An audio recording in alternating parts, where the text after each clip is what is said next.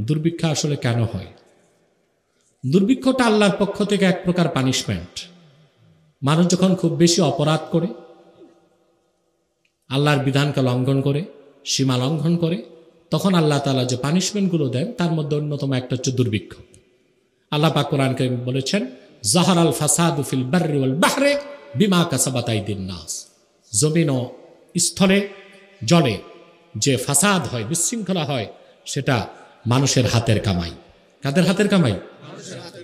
তবে বাংলাদেশে যে পরিমাণ ওয়াজ মাহফিল হয়, মসজিদ মাদ্রাসা আছে, আশা করা যায় দুর্ভিক্ষের কবল থেকে আল্লাহ তাআলা দেশকে রক্ষা করবেন। সেজন্য কিছু শর্ত পূরণ করতে হয়, যেমন জাতীয়ভাবে তওবা করতে হয়। আমরা যে অপরাধগুলো করেছি বিগতকালে, সেজন্য জাতীয় পর্যায় থেকে তওবা হতে হবে। শরীয়ত বিরোধী যে আইনগুলো হয়েছে তা বাদ দিতে হবে।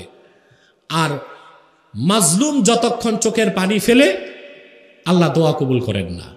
কারণ হাদিস শরীফে এসেছে, ইত্তাকি দাওয়াতাল মাজলুম, তোমরা মজলুমের বদদোয়া থেকে বাঁচো। তা আমাদের দেশে যারা মজলুম আছে তাদের প্রতি আমাদের দয়া করতে হবে। যদি দয়া করতে পারি তাহলে আল্লাহর রহমতও আমাদের প্রতি আসবে।